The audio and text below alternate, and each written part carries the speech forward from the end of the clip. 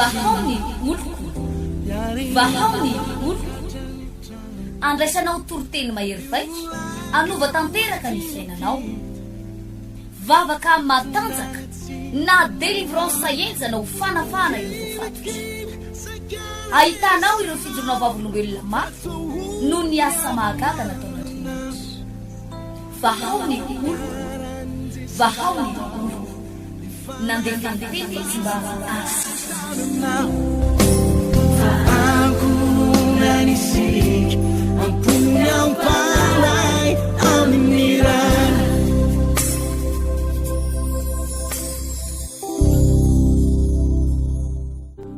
ampifaliana sy ampitsikitsikina tanteraka no anonana fiadanan'ny tompo atsika rehetrarehetra ho an'ny tokantrano ho anao izay mahita amin'ny fahitalavitra na maheno amin'onjam-peo ho ny ten'Andriamanitra izay ao amin'ny Jaona voalohany 5:4 manao hoe fa izay rehetra nateraka Andriamanitra dia maharesy izao tontolo izao ary ny hery hoety mandresy izao tontolo izao dia ny finoantsika.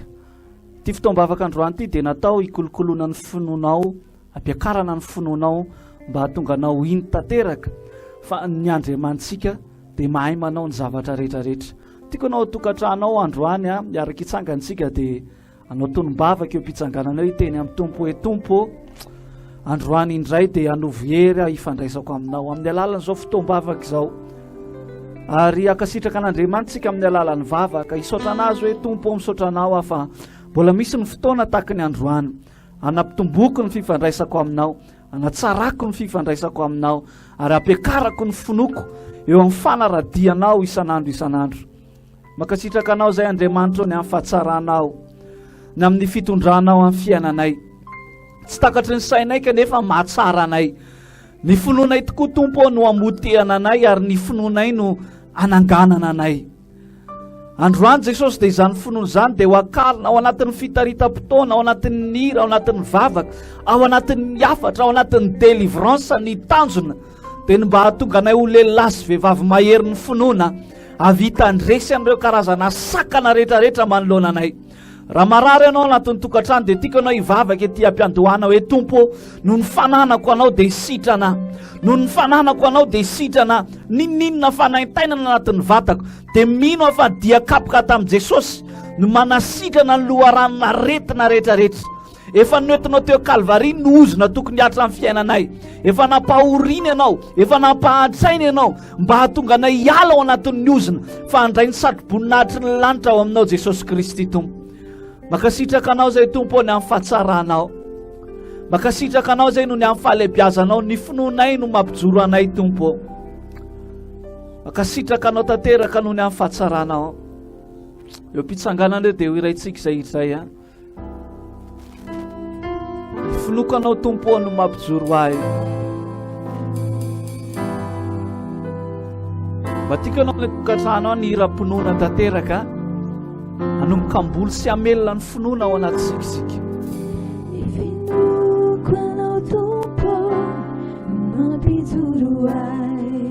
tsy ozongozony ireo fakapanay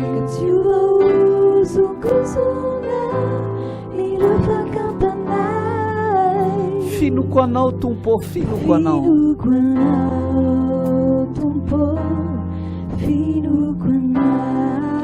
finoko anao no mampijoro ahy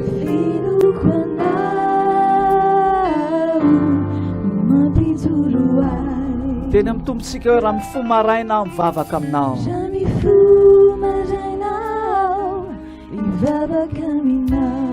mametraka ny fiainako eo ampelatananao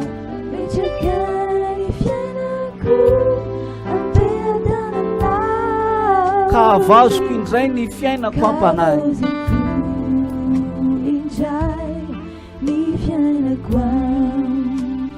mba aizanao miantra foana ahy o tokantranao asandratsika ny tanatsika dia hiaraka hira hoe fanatenany indray miaraka aminao fanatenako ny onenanao fanatenako ny onenanao tsy izao intsony no velona tsy izao intsony no velona fa Kristy no velona ato anatiko ato anatiko. Avelantsika mandeha ny zava-maneno a ato anatin'ity fitombavaka ity dia ny fanirinany anangana ny finoana ao anatinao Jesosy.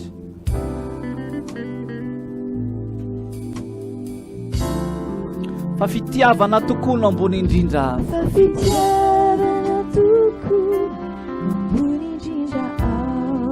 Ny fitiavana ny tompony mampandefitra ahy.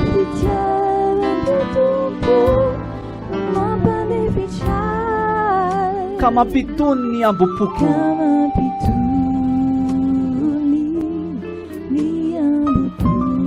Fitiavanao tompony ho ambony indrindra.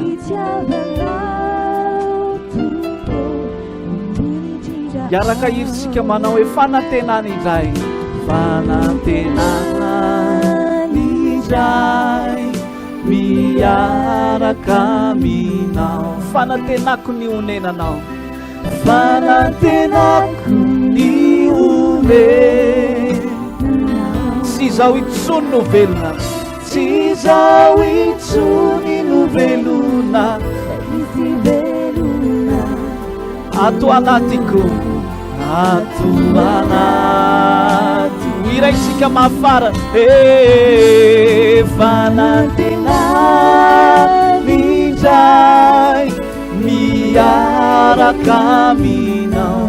Fanantenako ny onenanao. Fanantenako ny onenanao. Tsy izaho itsony no velona fa Kristy no velona. Izaho itsony no velona fa Kristy velona. Ato anatiko. Irentsika mafarany fanantenana indray.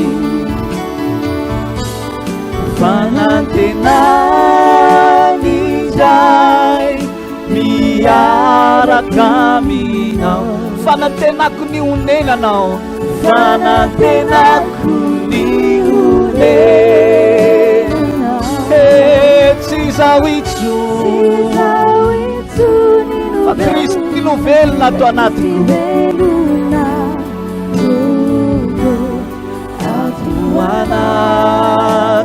Tsy izaho itsony no velona fa Kristy no velona.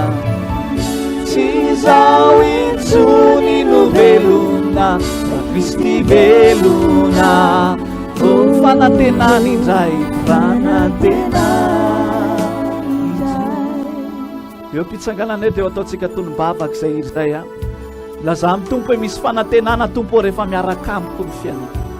Misy fanantenana foana ny fiainako rehefa miaraka aminao. Tiako anao mba ho velona tsara mihitsy manao an'izay tolombavaka izay. Ataovy miaraka amin'ny fihetsika kely milaza amin'ny tompo manatony tokantranao Jesosy eo. Na dia ohatran'izao aza, na dia tsy mifanaraka amin'ny sainay aza, ny finoana atao anatiko, ny fanantenana atao anatiko dia mino tanteraka fa tsy manahy ahy ianao, tsy mandao ahy ianao, tsy mamela iady rery ianao Jesosy eo. Izany mahatonga anay tsirairay avy amin'izao ora andrenesanay izao, amin'izao ora hitana izao, dia mamelona ny finoana sy ny fanantenana ny anatinay tompo. Satria ny finoanay dia ao aminao tanteraka. Ninninona zavatra miseho, ninninona zavatra mandalo, ninninona zavatra sejanay, ny fantatsay Jesosy. Fa ny fomba ahafahanay mandresy ny zavatra mifanesesy eto amin'ity zao tontolo zao ty dia ny finoanay. Raha amin'ny tompo hoe akariko ny finoana atao anatiko Jesosy. Ho anao izay efa mitady ho reradraraka, ho anao izay efa mitady ho mangatsiatsika, ho anao izay efa mitady ho kivikivy, asandrato ny tananao havananao tokantrano, dia milaza amin'ny tompo hoe Jesosy eo. Velona ny finoko anao, velona ny fanantenako anao. Ninninona zavatra ho sedraiko, ninninona zavatra lalovako amin'ny anarany Jesosy. Tsy nateraka ny ho resy aho, tsy nateraka ho afa-baraka, tsy nateraka ho matin'ny aretina, fa ny zavatra rehetrarehetra lalovanay dia efa noentinao teo Kalvari izany. Makasitraka anao tompo any amin'ny fahasaranao. Fanantenana indray miaraka aminao. Fanantenana indray miaraka aminao. Fanantenako ny onenanao. Ny onenanao. Tsy izaho itsony no velona, tsy izaho itsony no velona fa Kristy velona ato anaty. Tsy zaho intsony no velona fa Kristy no velona. Tsy zaho intsony no velona fa Kristy velona. Fanantenany indray, fanantenany indray. Mba afaka mandre aleloia mafy an Jesosy ve ho anao ane tokantrano any. Te laza aminao amin'ity androany ity fa amin'ny programan'Andriamanitra dia tsara noho ny fieritreretantsika olombelona. Misy fotoantsika mametram-panontaniana hoe ahoana ihany, fa ozy izy ny tenin'Andriamanitra indray mandeha manao hoe raha ny zanako sy ny asan'ny tanako dia aoka ao adidika any. Eo mpitsanganana eo apetra ao amin'ny fonao ane ny tananao havanane dia manasanao amerina izao vavaka izao. Jesosy eo ao aminao ny fonoko, tsy potika mandrakizay aho, tsy ravo zany aho, ty aretiny ty efa noentinao teo Kalvari. Ny olana zay lalovako efa noentinao teo Kalvari. Androany Jesosy, akariko ny fonoko, ampiakariko ny fonoko fa hainao atao ny zavatra rehetrarehetra. Mino a Jesosy, mino a Jesosy fa hainao atao ny zavatra rehetrarehetra. Saotra Jesosy eo. Amen. Eo mpitsanganana eo dia hoeraitsika ilay hira ny pasteur Joselin mahafinaritra iny manao hoe aminao ny finoko ka tsy atahotra. Atao anatin'ny tirity dia afaka mamelona ny finoana sy ny fanantenanao foana tsika.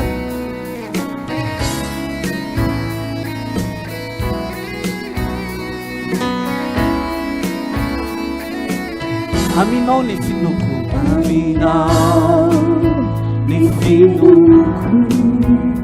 ka tsy atahotra. Vayanao ny toroko lazao any. Aminao ny finoko, aminao ny finoko ka tsy atahotra, ka tsy atahotra.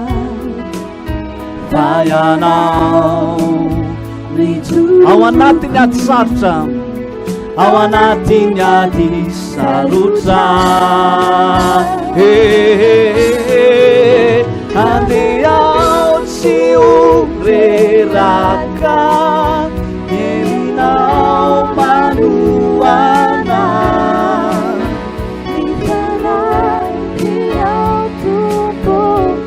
Lazao hoe matoky ao, anidina hiakatra ao, anidina hiaka. Toy ny voro mahery, toy ny voro mahery. Miandranao atombo ka andro sery ao aminao. Ho averitsika hatramin'ny voalohany zay izay aminao ny finoko, ny finoko ka tsy atahotra, ka tsy atahotra. Lazao ihany manao hoe ny joroko ao anatiny ady sarotra. Lazao amin'ny fifaliana ihany aminao ny finoko, aminao ny finoko ka tsy atahotra, ka tsy atahotra. Fa ianao no ijoroko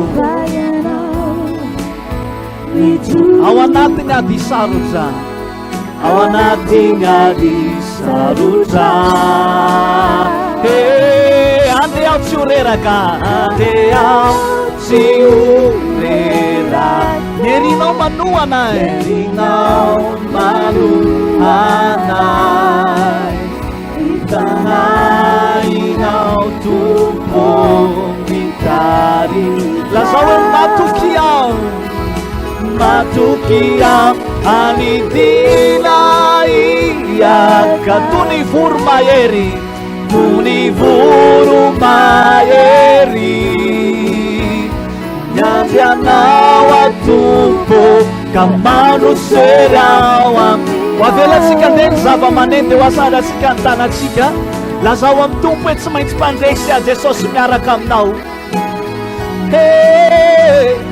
Nininona Jesosy zavatra lalovanay, nininona zavatra sejanay, nininona zavatra mampametram-panontaniana atao anatinay tompo. Efa vitanao ny fandresena teo a-Kalvari. Misandraty ianao Jesosy, ny falebiazany herinao ny ekeny fahavalinao no atahora ny fahavalinao. Misandrata tompo androany.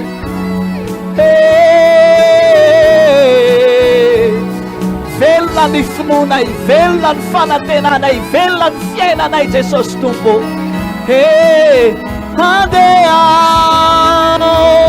Andeao tsy orelakao, herinao manoa, ny fanahinao tompo no mitarikay. Tompo mitarikay, matoky ao anindina iakay. Tony voro mahery, miandry anao a tompo, miandry anao a tompo, ka andro sery ao aminao. Miandry anao a tompo, miandry anao a tompo, ka mandro sery. Asarato ny tananao havanana dia ampinoana no ilazaitsika farany hoe miandry anao a tompo, miandry anao a tompo, ka mandro sery ao aminao. Alleluia. Tadidiko sary Davida niandry an'Andriamanitra izy rehefa nanoloana ny Goliata. Fa ny zavatra niseho dia izao, Filistina rehetrarehetra ny eritreritra no potika, fa Davida niaraka tamin'ny finoanany. Vatikolonjy kely tokana ny tena tanana, fa iny dia nandavo ny Goliata. Androany nininona zavatra anananao eo ampelantananao na anananao any anatinao any, zava-dehibe dia ny fananantsika ny finoana mahery vaika. Lazao kely ny eo akaikinao, ahoreny tsara io finoanao io e. Lazao tsara ny vadinao, ny zanakao, na ny zay rehetrarehetra ao tokantrano na ny eny amin'izay lalana alehanao dia lazao aminy, ahoreny tsara ny finoana ao anatinao e. Fa rehefa miorina ny finoana ao anatinao, ampandresy anao Jesosy androany. Mialohany andrenesantsika ny afatra avy any amin'ny mpanompon'Andriamanitra, eo pitsanganana eo dia ho iraintsika ilay hira ny rija rasolondraibe mahafinaritra iny hoe miorena tsara aza miova. Ho arahantsika pity hafatanana.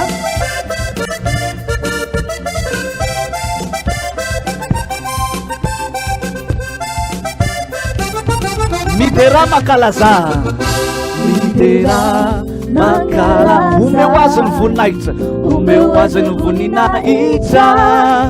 Misy tompoandriamanitra avy indrindra, izay nitantana sy nandrindra, toloriata sy ny fisaora. Midera makalaza, midera makalaza, omeo azy ny voninahitra. Misy tompoandriamanitra avy indrindra, izay nitantana sy nandrindra, toloriata sy ny fisaora. Samy amfaly fanotahiny sike, arabaina velonaina, hatrizay ny tantanany atsike, ny kilona ny finona, orena tsara. Lazao ihany amin'ny akaikinao miorena hoe orena tsara, aza zava maneno kely are.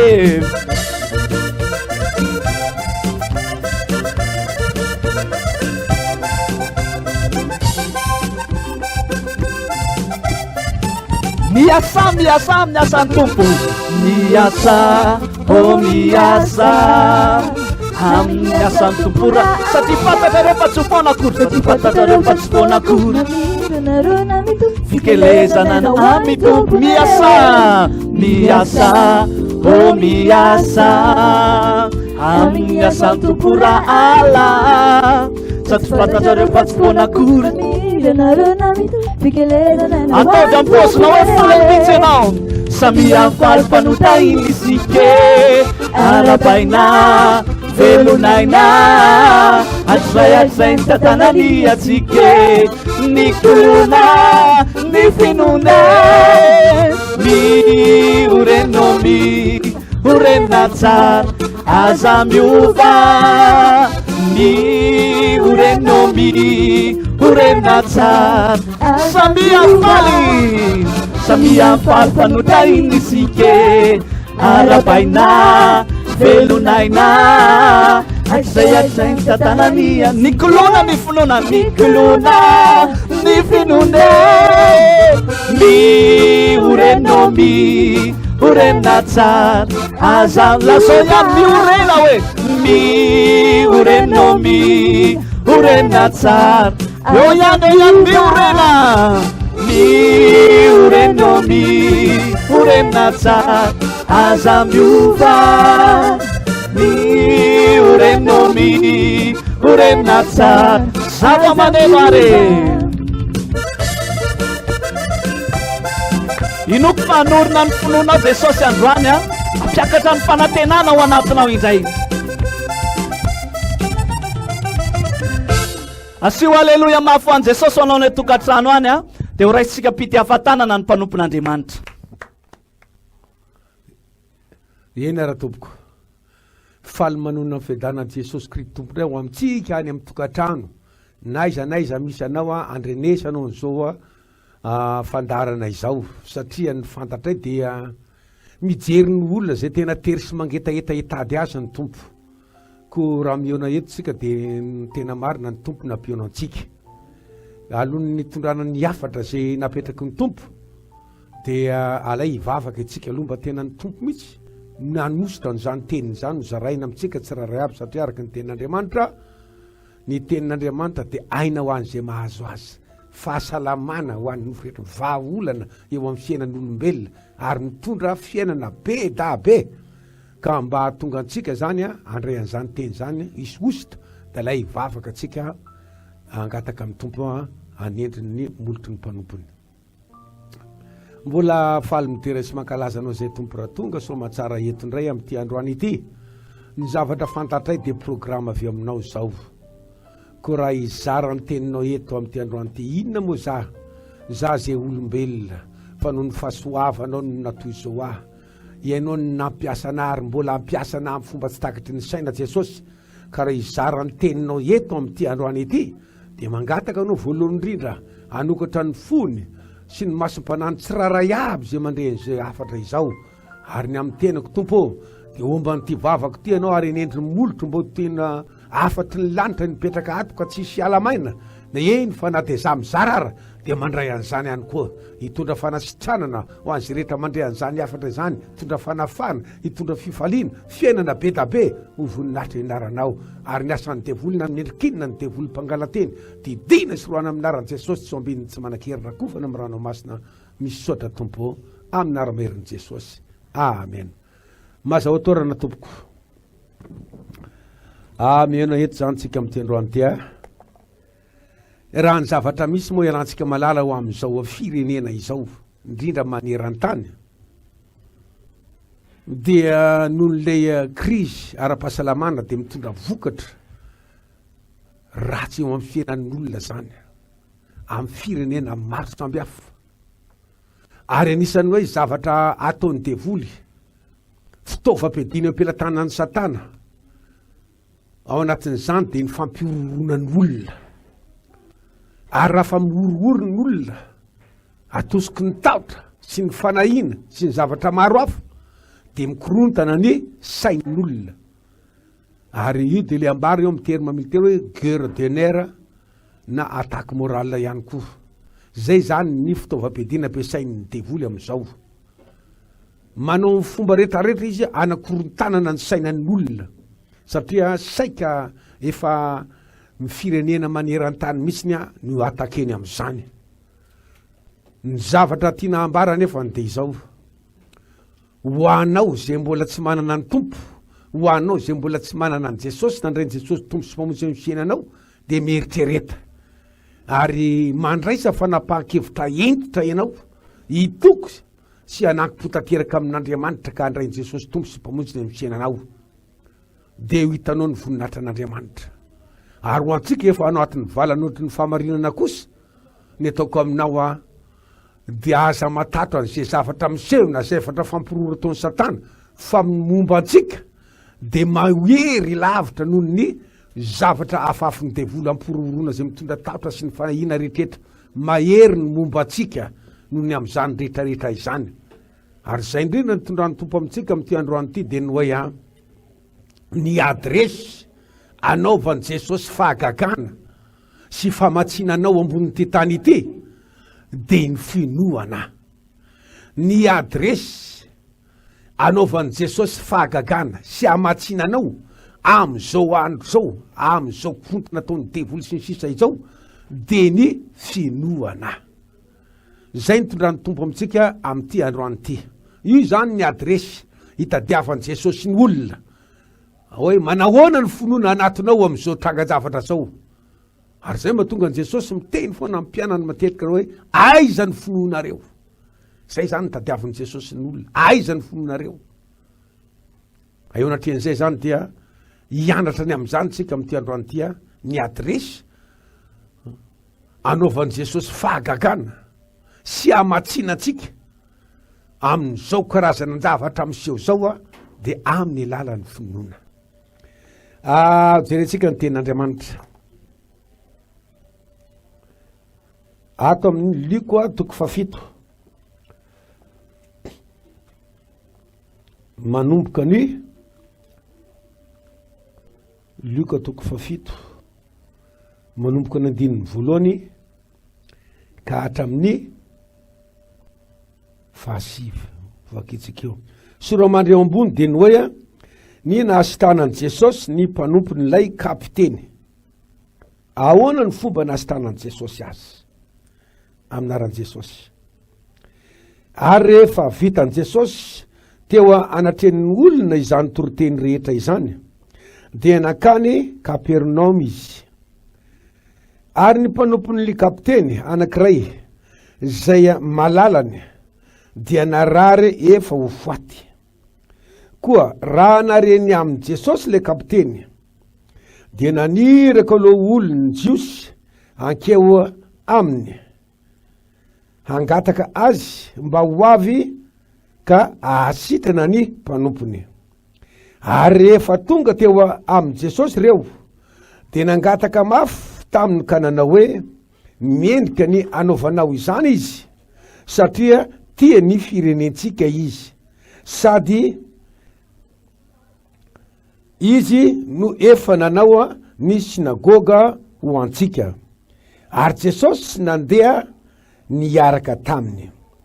Ary efa mby teo akaiky ny trano izy ilay kapiteny de naniraka zakaiza hitsena azy ka nanao taminy hoe tompoko, aza manahirana ny tenanao ianao fa tsy mendrika ny diranao ao ambanin'ny tafotranoko ao.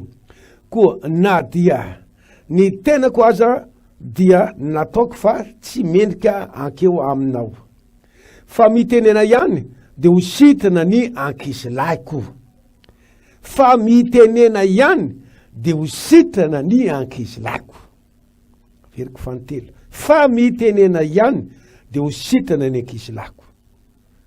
Fa iza koa mba lehilahy manandehibe ihany ka manana miaramila izay feheziko. Koa hoy zao amin'ny anankiray mandihana dia mandeha izy, ary amin'ny anankiray koa avy dia avy izy, ary amin'ny mpanompoko ataovy zao dia manao izy.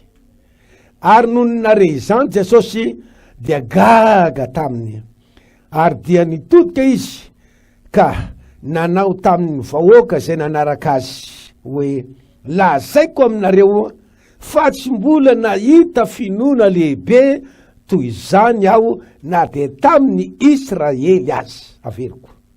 Ary noho nare izany Jesosy dia gaga taminy, ary de nitodika izy ka nanao tamin'ny vahoaka zay nanaraka azy hoe lazaiko aminareo fa tsy mbola nahita finoana lehibe toy izany aho na dia tamin'ny Israely azy.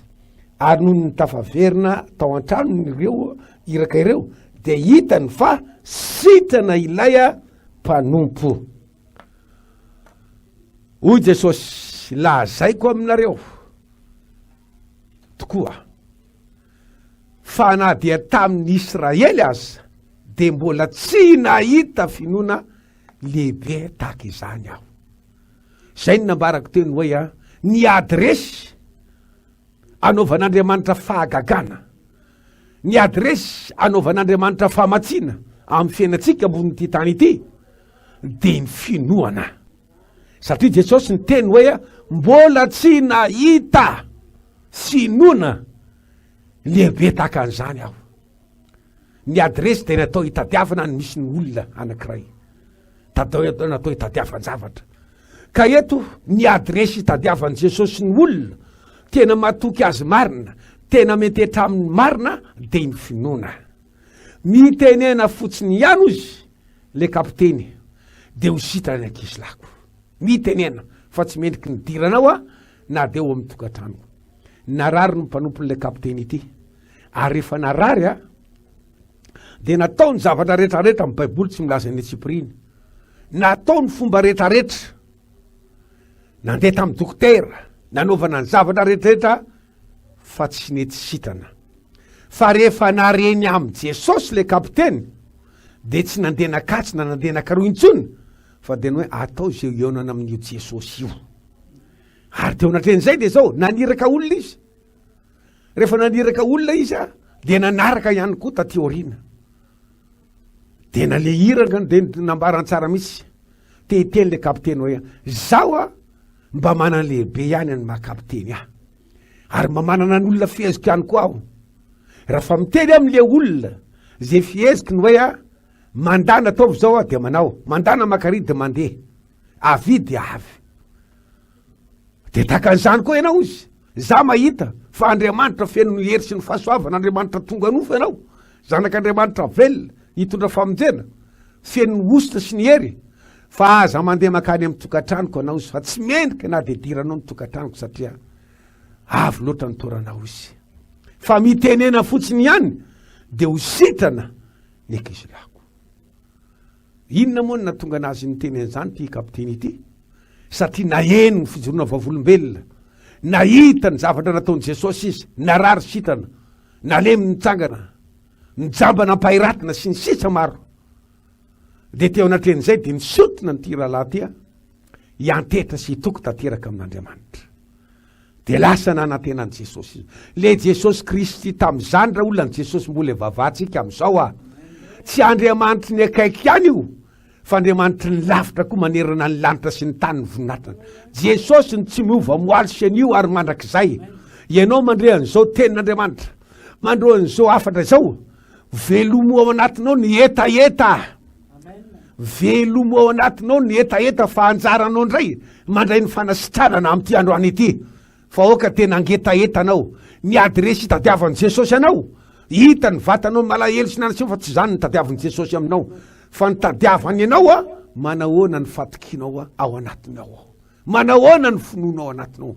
Iny adresy anaovan'i Jesosy fahagagana. Nambara le kapiteny fa tsy mendrika ny diranao ny tokantranoko. Mitenena fotsiny ihany dia ho sitrana ny ankizy lako. Gaga Jesosy. Nitodika tamin'ny vahoaka izy. Za tena miteny anareo za, fa tsy mbola nahita finoana lehibe tahaka an'izao aho izy na dia tamin'ny Israely. Ry havanao, amin'ity androany ity za mahita ianao manaraka an'izao fandarina zao fa manam-pinoana anao, fa ny fandrenesanao izany hitombotombo araka lazain'ny mpanompon'Andriamanitra tamin'ny fitariana teo. Hitombo ny fianteheranao amin'Andriamanitra, hitombo ny fatokinao amin'Andriamanitra. Ary nambara teo dia hoe teo ny ihany any verina tamin'ny tokantranony reo nijerena le tsy salama dia iny fa sitrana. Amin'ity androany ity, ninona retinao amin'ny tokantranonao ao, ninona olanao amin'ny tokantranonao, araka nambara tamin'nao hevitra teo dia ny hoe ny faadresy, adresy anaovan'Andriamanitra, anaovan'i Jesosy fahagagana ao aminao sy hamatsinanao dia ny finoanao. Raisy ny tenin'Andriamanitra dia ale teo anatin'ny fonao ao dia mitenena mihitsy ianao ny hoe ainy tompo atao amiko zany anjaraky ny ray androany. Na inona retina, na inona olana amatsin'Andriamanitra anao dia mila tena resy latra ianao fa entetra amin'Andriamanitra. Ritra ny loranina retina teo. Ry havana, fa resana eto foana ifinoana io. Ary amin'ity androany ity rehefa nangataka tamin'ny tompo dia izay mihitsy ny hoe tia ny tompo indray hiteny tondrana anazy amin'ity. Ny hoe adresy hitadiavan'Andriamanitra ny olona, hikarakarana Andriamanitra ny olona.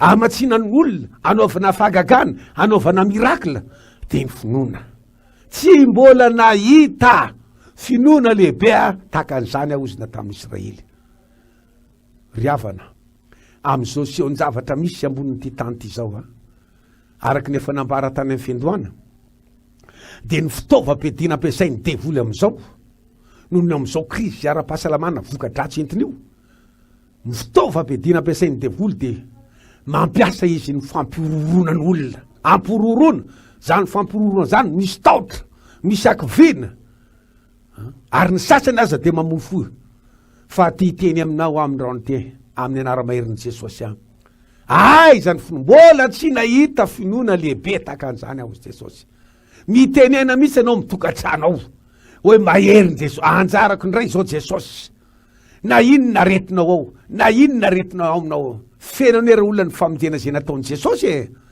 raha retina ranofo de nidekapaka tamin'i Jesosy na nasitrahana ny retina na resaka inona na tazy mahery na Covid-19 na inona ny dekapoka tamin'i Jesosy na aloany efa 2 taona melo zany ary raha retina ray noho ny famosaviana noho ny amin'ny asan'ny devoly de amin'ny anaran'i Jesosy ny andrafaravana izany feno ny famonjena tsy manota anao raha mandeha amin'ny dokotera fa ny mandeha ny fanimpotsampo ny manota fa za ty ampianatra anao am'ty androany ty araky nambarana mbola tsy nahita finoana lehibe tahaka an'izany aho ary ny finoana ambarana eto de zao fatokina tanteraka ny te ambarany tenin'Andriamanitra fatokina am'izay lazainy ny tenin'Andriamanitra matoky tanteraka avy anao fahain Jesosy atao aminao zany anaovan'Andriamanitra fagagana anjara anao ndray zao matoky ve anao fa afaky ny amatsy anao ny tompo famatsina na arabola na ara-sakafo na inona afaky ny amatsy anao ny tompo fa ny adresy tadiavan'i Jesosy anao de ny hoe lehibe ve ny finoana ao anatinao ao ry havanao manao ny fomba rehetrarehetra ny devoly ary ao anatin'io de aza miteniteny foana mihitsy fa mba mitinena miteny mponoana zay nena tonga an'Andriamanitra nanafatrafatra tsara ny amin'ny Josoa napetraky Josoa tsara amin'ny Andriamanitra tamin'ny Josoa mahay reza sy matanjay ianao ry Josoa izy aza matahotra na amin'ny vatom-po fa indro za momba anao am'izay rehetrarehetra aleanao teny fikasana velona ny ere olona zany aza manaiky ampirorony devoly andefasany tahotra ny akivina balany devoly daholo re zany fitaovam-piadiana ketraketraka balany devoly daholo re zany de miteniteny foana tsia fa eo alohany de mitenena mihitsy anao am'teny mponoana ny zavatra nisy jerena re tsara tamin'ny Davida i Davida de izy de mpanjaka mpanompon'Andriamanitra tena nafinaritra ny andohan'ny fiainan'i Davida avery koa toany mba hahatonga antsika tena velona tsara amin'ny fatokina an'Andriamanitra hiantetra amin'Andriamanitra rehefa mbola kelikely Davida de ny andro ny ondry ny ray iny de ampivelo lokanga ny zavatra ataony de tantarainy re ray aman-drenireny hoe fomba ahoana moa ny andohan'ny ty ray arazatsika ty ahoana moa man'Andriamanitra mba olo mba fidin'Andriamanitra atsika de ny tantarain'ireo hoe ny razantsika tany amin'ny tany Ezipta andevo tany de avy any navoaka de netra de ny favaly zay nanelingelina sy ny sakatsakana teta ringan'ny Jehova Andriamanitsika daholo maro ny resana de rehefa tao anatin'ny fony Davida io de ina zavatra nisy nataony akery io tamin'ny alalan'ny lokanga sady miandrondriana izy mihirana io midera ny anaran'ny Jehova Andriamanitra tao anatin'izay tian'Andriamanitra ho velona ho hita nitsangana ny finoana anatin'ny Davida de nasiany problema teo alohany izy sampiandrondry fa tiandray mandeha tya rehefa nomboka ny derin'Andriamanitra izy nytoy zany avy avy any ny bera sy ny lina de ina ny zavatra nataony aitsika tsara ny tantara tonga de ny hoan'ny bera sy ny lina ny ondry nambenan'ny Davida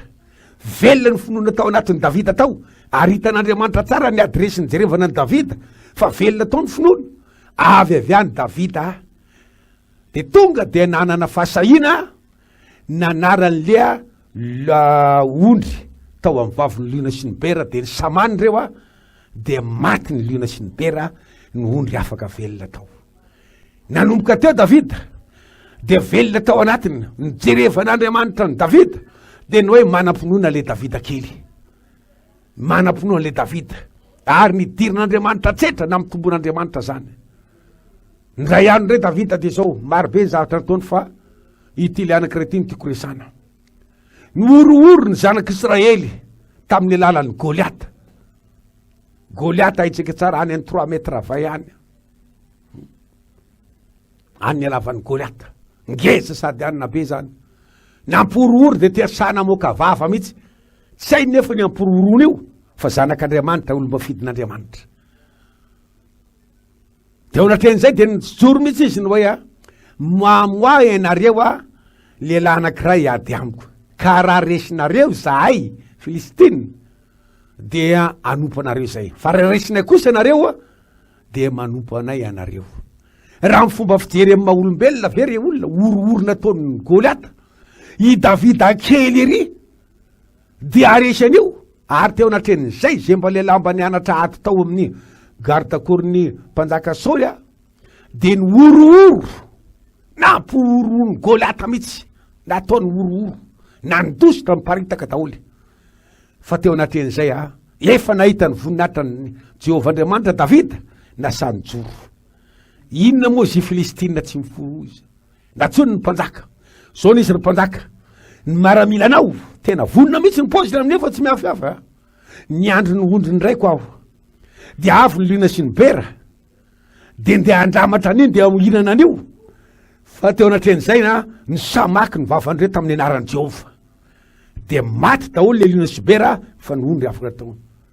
Ka inona zay Filistina tsy mifora io anankiray ataoko nanaovako ny anankiray tamin'ireny izy vompotena io. Inona izy Filistina tsy mifora io miaiky ny miaramila an'Andriamanitra velona.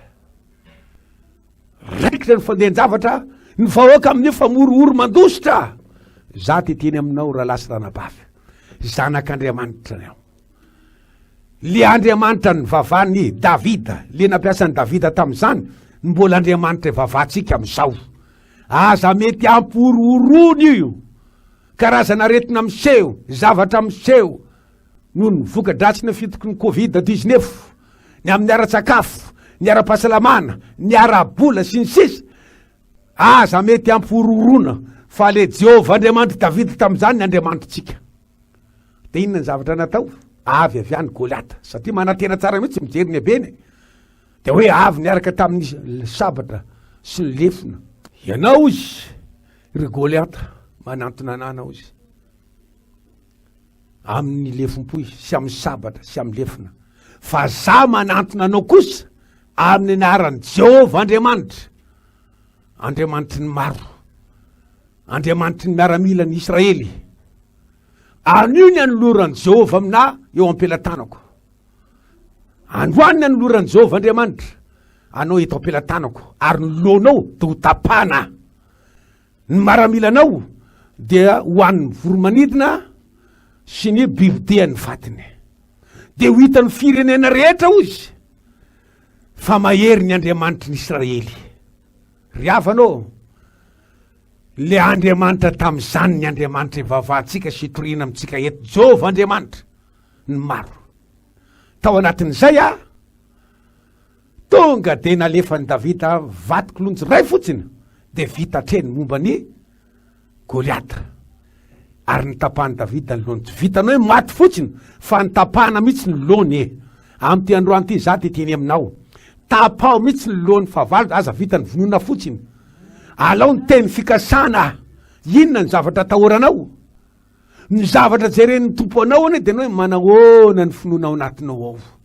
Mbola tsy nahita finoana lehibe tahaka an'izany ao izy Jesosy. Na de tamin'ny Israely. Davida kely ery raha mifijery tsisy ny eritreritra intsony teo na de iray aza. Na impanjaka Saoly zany aza. Ny hoe aresy Davida. Fa saingy zao lehibe ny ao anatiny ao. Lehibe le anteherany. Efa nahita ny voninahitra n'Andriamanitra izy tamin'ny alalan'io programan'Andriamanitra itombona indray ny finoan'i Davida. Satria mazava tsara eo anatren'Andriamanitra ny adresin'i Davida de ny finoany zany. Vita teny momba zay voresy latra ny olona hoe ten'Andriamanitra ny momba an'le Davida. Ry havanao te hiteny aminao aho. Oka zava tsara ny adresy ijereny Jesosy anao amin'ny zavatra io alohanao io, amin'ny favalo io alohanao io I Goliata anao de ohatrany ty amporooro foana san'andro e. Goliata de tandindony devoly eto.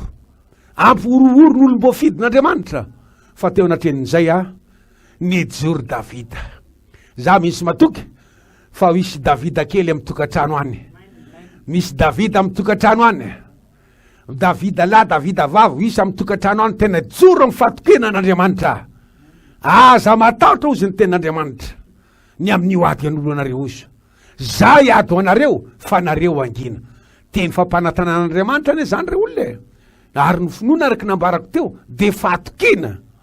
Ny sela zay ny tenin'Andriamanitra. Andriamanitra rehefa nyteny hoe ombatsika izany, ny anjaranao de mitoko tanteraka an'izay. Esorina ny tahotra, ny fanahina sy ny sisa, de hoe sokafana mihitsy ny masom-panahy anao. De mitoko tanteraka amin'Andriamanitra. Ry havanao, alay seho zay seho, alay tranga zay tranga, fa manana mpiantoka anao ambony ty tany ty. Ny adresy tadiavan'i Jesosy anao fotsiny, eo anoloan'ny adinao de zao ny finoanao. Mitoko tanteraka amin'Andriamanitra va ianao. Miantetra tanteraka amin'Andriamanitra va ianao. Fa i Jesosy de gaga tetiny hoe mbola tsy nahita finoana lehibe tahaka an'izany. Nahita, zany hoe hitan'Andriamanitra ny ao anatiny. Any amin'ny Luka toko 9 koa de manambara tsara mihitsy. Tsy vakitsika tsony ny tenin'Andriamanitra fa mandeha amin'ny fotoana. Luka toko 9:22 any. Ndray andro re mpianatra reo, rehefa tao anatin'ny tafidrivotra niaraka tamin'i Jesosy, de namely ny tafidrivotra. Ary rehefa namely ny tafidrivotra, Jesosy amin'ny tao anatin'ny sambo. De fijery ny mpianatra anazy hoe natory. Zany efa mahita fa tsy hoe natory fa nody natory Jesosy jeren'ny finoany reo. De tao zany de fijery ny mpianatra anazy de hoe natory. Avy amin'izay ny tafidrivotra efa fiaino ny sambo, fiaino ny rano, zay zoena adininy anina raha tamin'ny sisy sy nisy fiaino Jesosy tao anatin'ny sambo. De niteny izy namoan'i Jesosy. Jesosy, Jesosy, vonjeo fa maty zahay. Ahoana ary natonga anazy ny teny, izy tsy nitseny hoe Jesosy, vonjeo fa maty isika. Fa nataony hoe vonjeo fa maty zahay. Riavana. Ny tinambara amin'izany de zao, ny zavatra miaraka amin'i Jesosy tsy misy an'izany maty, tsy misy an'izany resy, tsy misy amin'izany potika zany. Fa i Jesosy miaraka aminao tsy maintsy nivoaka amin'ny fandresena ianao. Ary teo anatren'izay de nitsangana Jesosy de nitineniny mafy ny rivotra de nijanona. De zao nataony Jesosy tamin'ireo mpianandreo avy teo. Aiza ny finoanareo? Tanao tsara. Ny adresy tadiavan'Andriamanitra ny olona zany. Aiza ny finoanareo tamin'ireny ady reny? Aiza ny fatokinareo ana amin'ireny ady reny? Zany efa miaraka aminareo ato. Ahoana ny avelanareo atory? Aiza ny finoanareo? Nitsata ny rivotra gaga ny vahoaka. Riavanao, za ty teny aminao. Aoka tena velona ny finoana ao anatinao ao. Velona ny finoana anatinao ao. Ambony ty tany ty araky nambara tao averimberiko foana ny adresy hitadiavan'Andriamanitra anao. Anaovan'ny fagagana sy amatsinanao ambony ty tany ty. De ny finoana. Fatokina ny amin'ny zavatra tenaina fanehoana ny zavatra tsitra. Fatokina ny amin'izay lazay ny tenin'Andriamanitra eo amin'ny fiainanao misetra rehetra. Fatokina. Mila matoky. N'olona matoky an'Andriamanitra zany tsy kataotaotra, tsy mianahana, tsy morakivo zany. Raha mba hitanao ne Jesosy teo anilanao teo mandrakarivo, izy fanteno, ino za momba anareo mandrakarivo. Mandra-patonga amin'ny fataperany zao tontolo zao. Tsy mianahana zany anao nanataotra, fa saingy sao finoana ny andianana noho zay ambarany tenin'Andriamanitra. Finoana ny iarana amin'Andriamanitra. Ao anatin'izay ny zavatra tiany tenin'Andriamanitra ambara amintsika. De mila mijoro tsara. Finoana anatinao ao.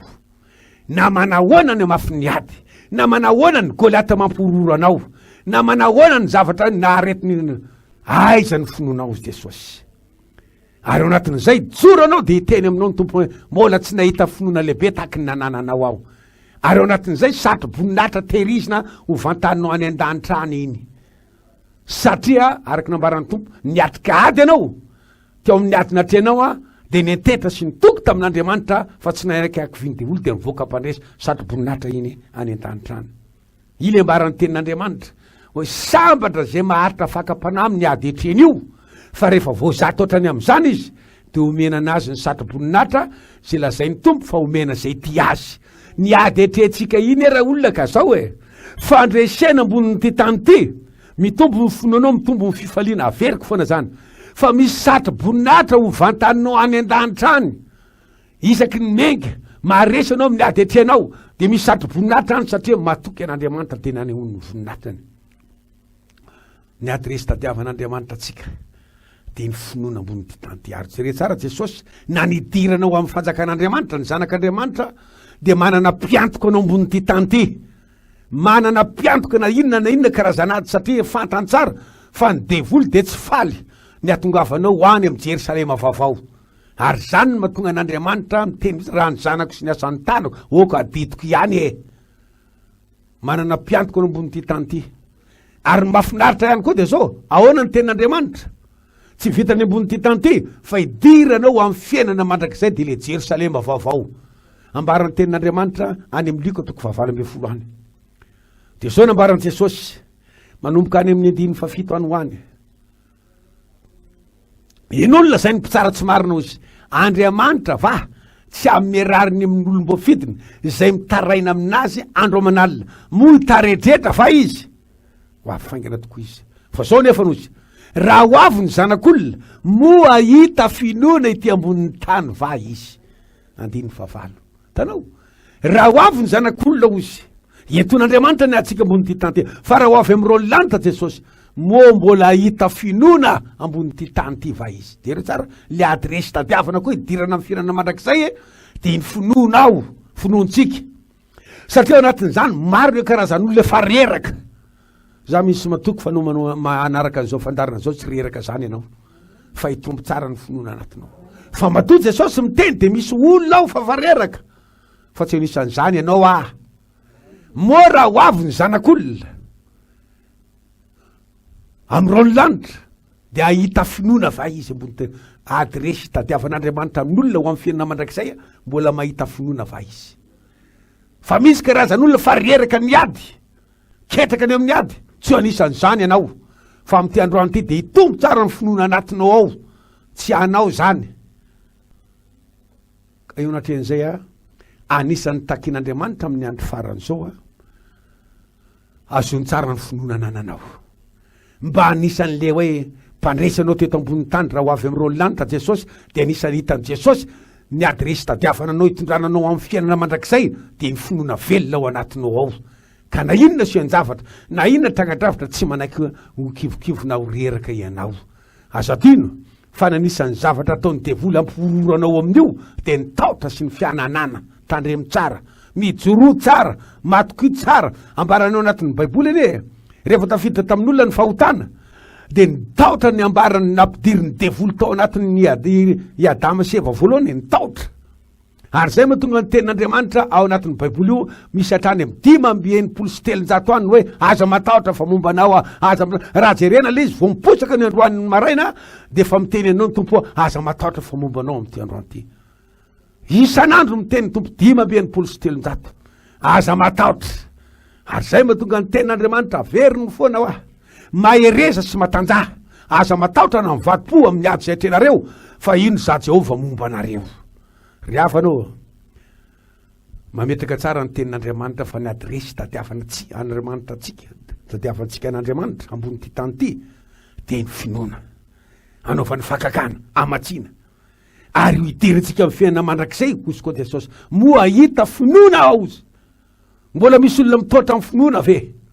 Sa misy matoky fa mifandresinao ny fampianarana zao mampitomba anao. Ny zavatra aloha ny amaranantsika anazy de ny hoe inona raha ny fiapetra takian'Andriamanitra, ny zavatra ilain'Andriamanitra atsika mba hahatonga atsika velona tsara, mazava tsara ny adresy tadiavan'i Jesosy atsika atateraka amin'izany finoana zany. Inona ny zavatra ilain'Andriamanitra antsika mba hahatonga amin'ny finotsoka velona tsara. Ny zavatra ilain'Andriamanitra amintsika voalohany indrindra de ny hoe oka tena hitombo ny fitiavanao an'Andriamanitra. Oka tena hitombo andro aman'alina ny fitiavanao an'Andriamanitra.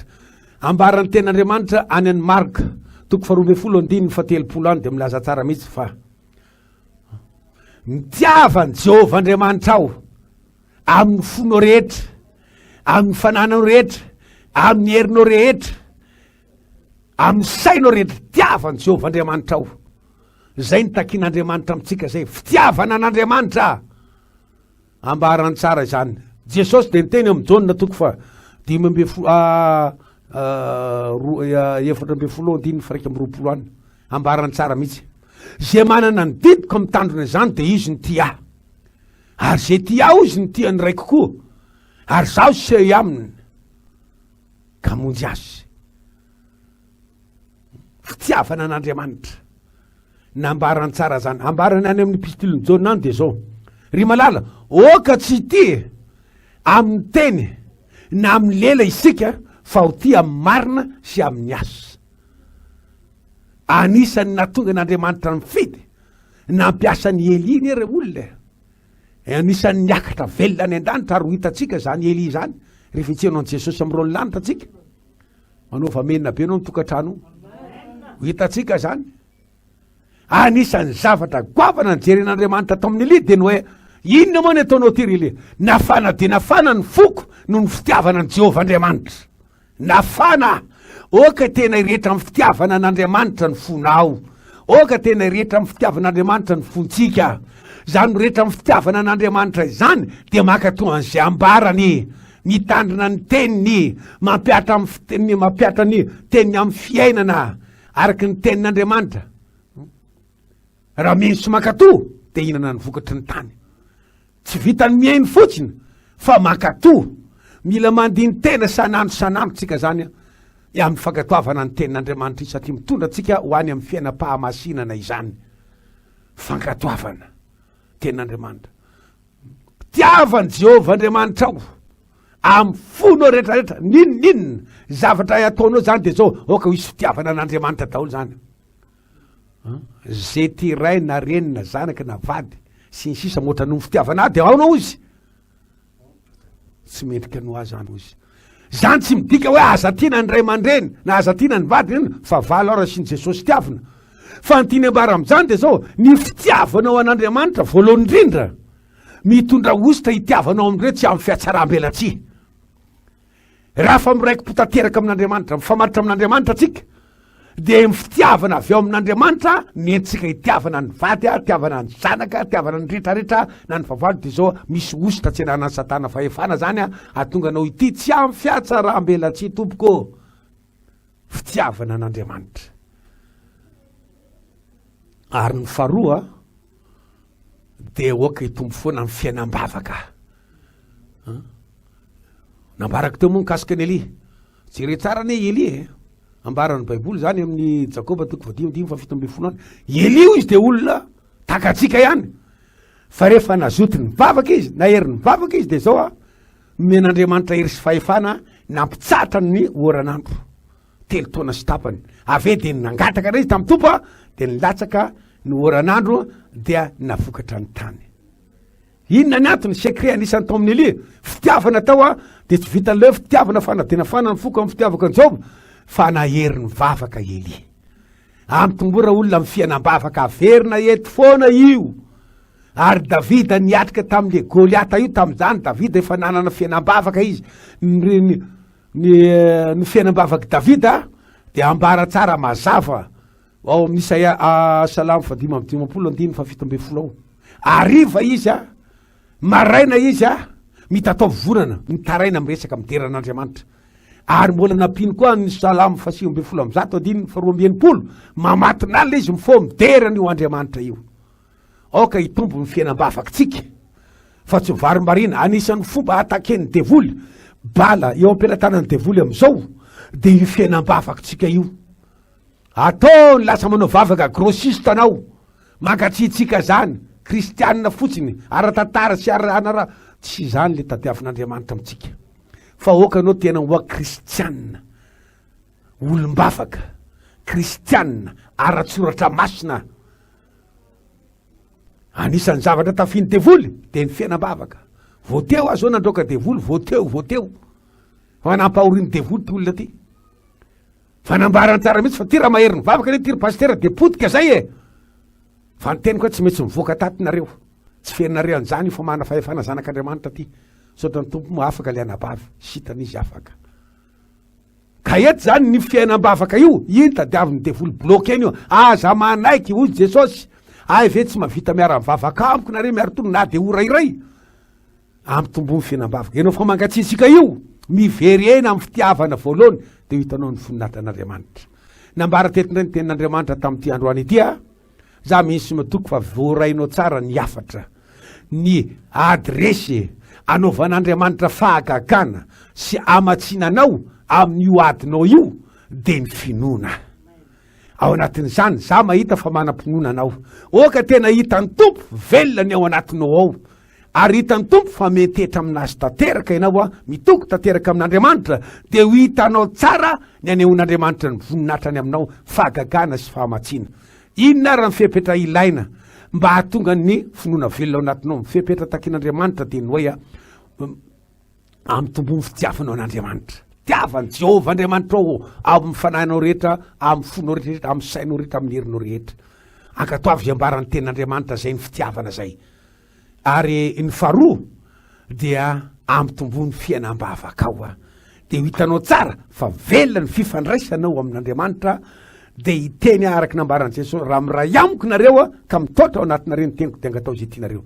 Firaisana amin'Andriamanitra amin'ny alalan'ny vavaka, firaisana amin'Andriamanitra amin'ny alalan'ny fankatoavana ny teniny, dia ho hitanao fa hiavaka tanteraka anao, misy fahagagana ary misy fahamatsiana sy takatry ny saina amin'ny fiainanao ambony ity tany ity. Ka raha ho avy amin'ireo lanitra Jesosy dia hita ny finoana dia hiteny izy hoe ianao le lisany tahako finoana lehibe ao anatinao voninahitra ny tompo.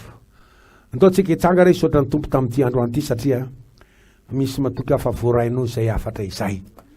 Dia hitsangana antsika mitokantrano dia misoran'Andriamanitra. Mbola faly mitery sy mankalaza anao atombo satria lehibe ny fitiavana sy ny famindraponao. Napetraka tetsy zany afatra zany.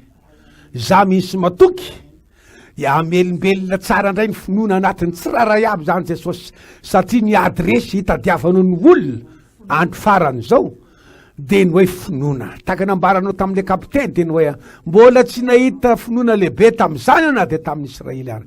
Mba hahita finoana lehibe ho amin'ny tsiraray aby ianao Jesosy malalako ary nambaranao ty any koa amin'ny tarivivro hoe aiza ny finoanareo ao amin'io ady io. Tompo amin'ny finoana ao anatin'ny ady ny takinao amin'olona dia ny ahita finoana lehibe ianao. Ary raha ho avy amin'ireo lanitra anao Jesosy dia nambaranao tsara moa mbola hita finoana amin'izany ve aho ambony ty tany ty. Raha ho avy ny zanak'olona amin'ireo lanitra ho mbola hita finoana. Za misy matoky fa hita finoana satria nandray fampianarana reto vahoaka reto dia hitombo ny finoan'ireo manomboka amin'ity androany ity. Io manokana Jesosy mifiainam-panan'ireo hiditra antsetra, hialany amin'izay zavatra zay tsy araky ny sitraponao, hialany zavatra zay mbola nampalahelo anao tompo malalako ireo, mba hananany ny tena fitiavana an'Andriamanitra amin'ny fo rehetrarehetra hiteny takany Elizy no hoe nafana dia nafana amin'ny foko no fitiavaka ny Jehovah Andriamanitra ka mijoro amin'ny fomba rehetrarehetra izany ary hitomby ihany koa ny fiainam-bavaka ao anatin'izay. Atonga anazy ireo olona fitaovana merveika ampelantananao tompo malalako. Mankasitaka anao tompo, misaotra Jesosy lehibe ny fitiavana sy ny famindraponao. Halleluia. Hotoizantsika ihany zay vavaka zay eo am-pitsanganana eo mba tiako anao nefa ny anakipony masonao dia hanandratra ny tananao. Inoko fa voarainao tsara zay afatra zay. Amelan'ny finoana ao anatinao ane Jesosy androany. Mety ozy izy ianao hoe ka ny fiainako ane pastera, potika, rava, simba. Tsy miankina amin'izay ny nananganan'Andriamanitra ny Davida, Eli sy ilay lehilahy zay narary nandritra ny taona maro fa niankina tamin'ny finoana tao anatiny tao. Mino aho fa ianao mitantana yamini sandrinao sy mandao ianao. Mino aho fa ianao mitantana yamini. Lazaitsika ihany, mino aho fa ianao, mino aho fa ianao mitantana yamini sandrinao sy mandao ianao. Tsy lazaitsika ihany, mino aho fa ianao, mino aho fa ianao mitantana yamini sandrinao. Mino aho fa ianao, ianao ianao, mino aho fa ianao mitantana ambiny sa lazao farany ao atokantrano nino a Jesosy mitantana ny fiainako ianao mitantana ny ankonako ianao mitantana ny momba amiko rehetrarehetra ianao tsy manay ambiny sandrina tsy mandawa ianao tsy andawa ianao mino ao tsy andawa ianao tsika rehetra ao tokantrano miaraka ilaza ihany manao hoe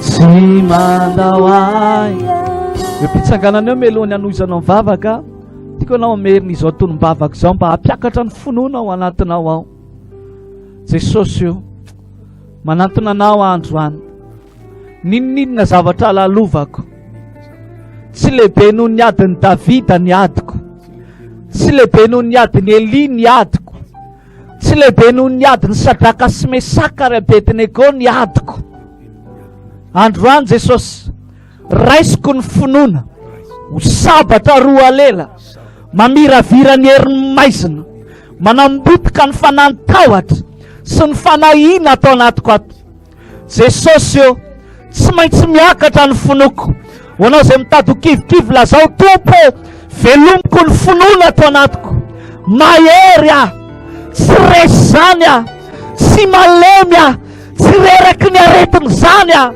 efa noentinao teo Kalvari ny fanasitrananao aho raisiko zany Jesosy raisiko ny vahaolana androany ny diakapoka taminao manasitrana ny aretina rehetrarehetra ho anao izay marary lazao sitrana amin'ny anaran'i Jesosy sitrana amin'ny anaran'i Jesosy ny finoana atao anatiko manasitrana zany ny finoana atao anatiko manala ny olany zany androany toy izy hoe mpitsanganana izay vavaka izay somary mitsangana kely mihitsy ianao raha marary ka afaka mitsangana eo ambony fandriny mitsangana dia hetsika seo vatanao dia lazao hoe Jesosy io sitrana amin'ny anaran'i Jesosy sitrana amin'ny anaran'i Jesosy ny mpanompon'ilay kapiteny ary rehefa nitenenao tsy nakany tokantranony kory ianao fa rehefa niteny dia sitrana izy androany Jesosy io akariko ny finoana atao anatiko akarinay ny finoana atao anatinay nininona zavatra lalovanay nininona zavatra hosedanay ho anao marary miala eo amin'ny toerana misy anao dia ndao hivavaka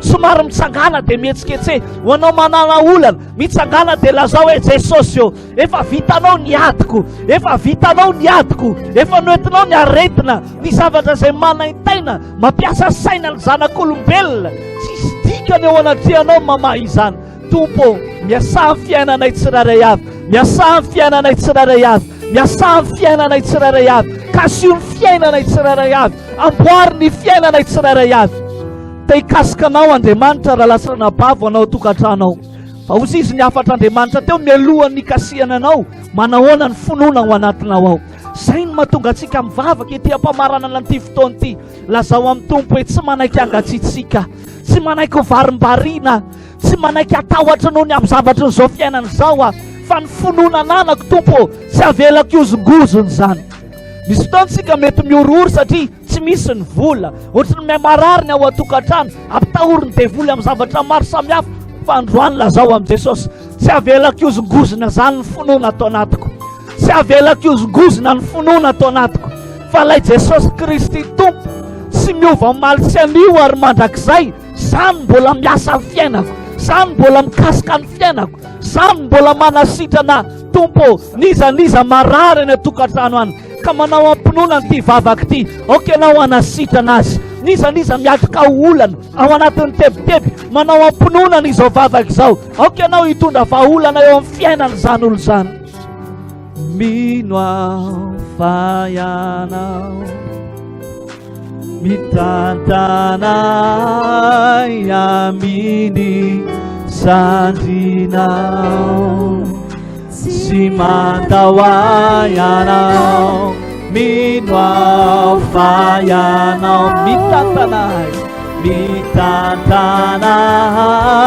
ambiny sandrinao hoiraitsika mafarany ianao mino aho fa ianao hitantanay aminy zandry tsy mandahoay anao, tsy andahoay anao, mino aho fa ianao. Hitantanay aminy zandrinao, tsy andahoay anao, tsy andahoay. Mpitsanganana eo mialohan'ny andraisantsika ny tsodrano sy isaorantsika an'Andriamanitra, dia andeha ho apetrakisika amin'ny finoana tanteraka eo ampelantanan'Andriamanitra, ny adinao, ny fiainanao, na ny fidiram-bola, na ny ara-panala, izay zavatra rehetrarehetra hitanao hoe tokony hoentiny eo anatrehan'Andriamanitra amin'ny finoana tanteraka no ivavahantsika. Atao vevetrany ary izay vavaka izay Jesosy eo, apetraka eo ampelantananao ny fiainanay rehetrarehetra. Efa voambarany teninao tokoa fa raha miatrika ny adinay izahay, dia ho ny teninao manao hoe Jehova hiady fa ianareo kosa angina. Maro aminay nefa tompo any tokantrano any miatrika zavatra sarotra, manahirana ny saina, mampitobotoboka ny fo, mahatonga anay mametram-panontaniana indraindray hoe tena misy tokoa ve zany Andriamanitra zany, tena mamaly vavaka tokoa ve izy, fa ny fametrahanay ny mombamomba anay rehetrarehetra eo ampelantananao androany Jesosy, dia tongava ny valim-bavaka ty anatinay. Taka nanasitrananao an'ilay lehilahy mpanompon'ilay kapiteny, rehefa nanam-pinoany ilay kapiteny, mametraka ny adinay amin'ny finoana eo ampelantananao zay Jesosy. Raha marary ianao dia apetrao amin'ny finoana eo ampelantanany ny aretinao, fa ny dia kapoka tamin'ny manasitrana ny aretina rehetrarehetra. Raha manana olana ianao dia izao tadidina ny Andriamanitra ivavahanao, dia mahay manokatra lalana. Nataky ny ahoana fiasan'ny devoly Satana, mahay manokatra lalana ho anao izy, mahay mampandresy anao izy, mahay mampahery anao izy. Jesosy eo, za mino fa ny vavaka rehetrarehetra ataonay androany dia izy fitraikany eo amin'ny fiainana izany, izy fananganana ho an'ny ara-panahana izany, izy fanamboarana ho an'ny ara-nofinao zay. Misaotra lehibe ny fitiavanao, misaotra anao ary makasitraka anao tanteraka Tompo. Misaotra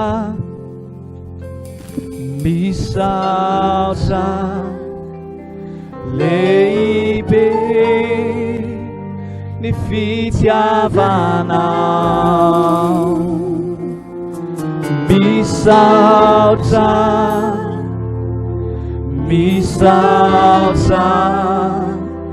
Tompo. Iraitsika farany ano fakasitratsika azy. Misaotra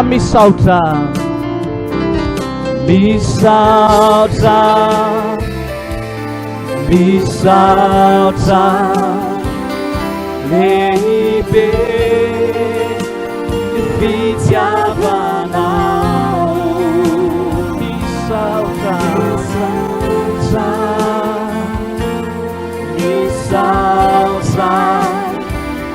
Tompo.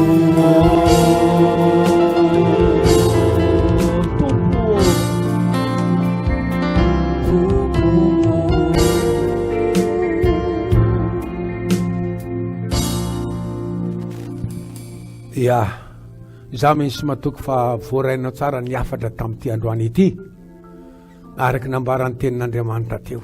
Aza dino fa na inona sion-javatra, na inona trangadravatra, na inona ny ady, dia hoy Jesosy aminao hoe aiza ny finoanao, any ny jereny voalohany, aiza ny finoana. Tsy vitanao mitaraina fotsiny na mitoloko, fa hoy ny Tompo aiza ny finoanao a, tahaka ny nataony tamin'ireo apôstôly ireo.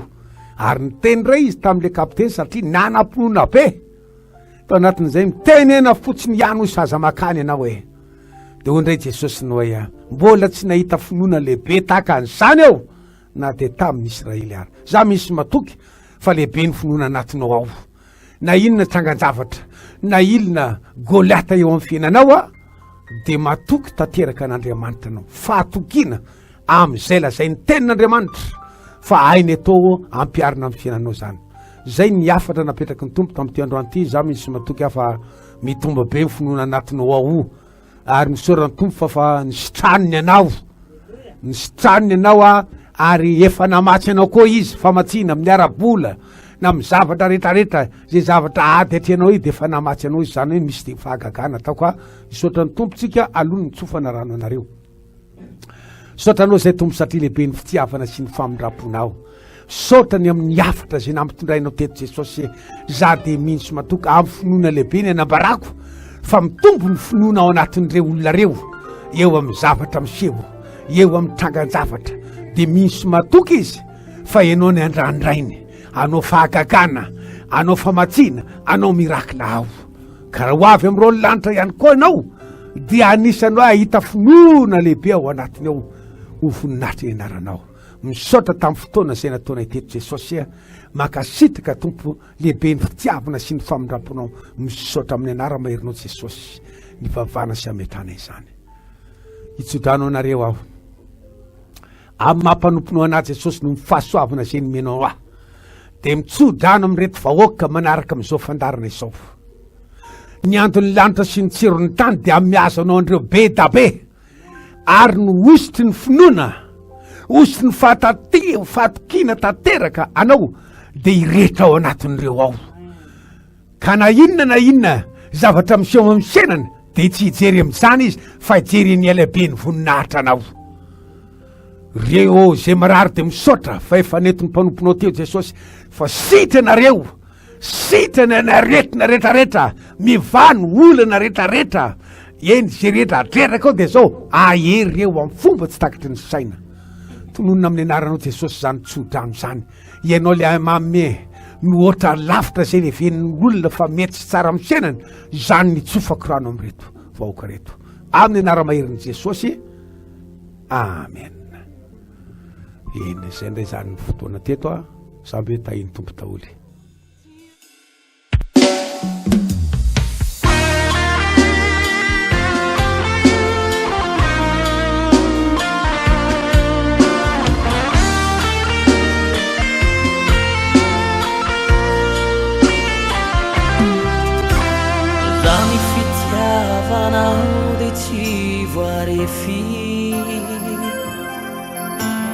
Pero fasoavana izay ny fanesy lalina loatra tompo ny fitiavana ity ao misaotra anao ny foko azaka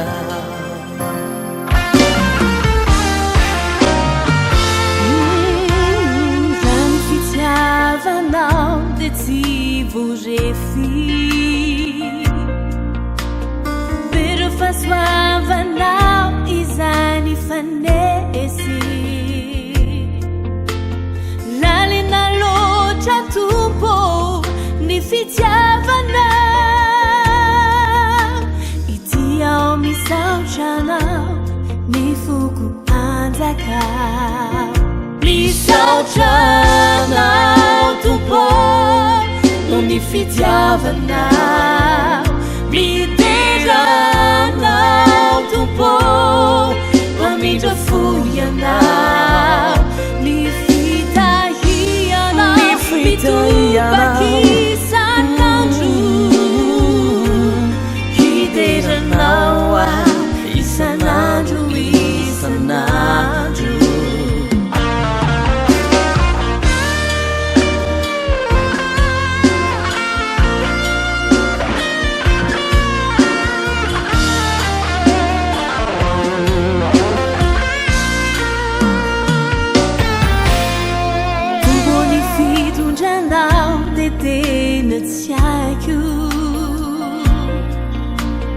lalany tantaranao ay tsy tratiny sakio kanazo quantoka de manantenana ino ny hoaviko to eo an-tanana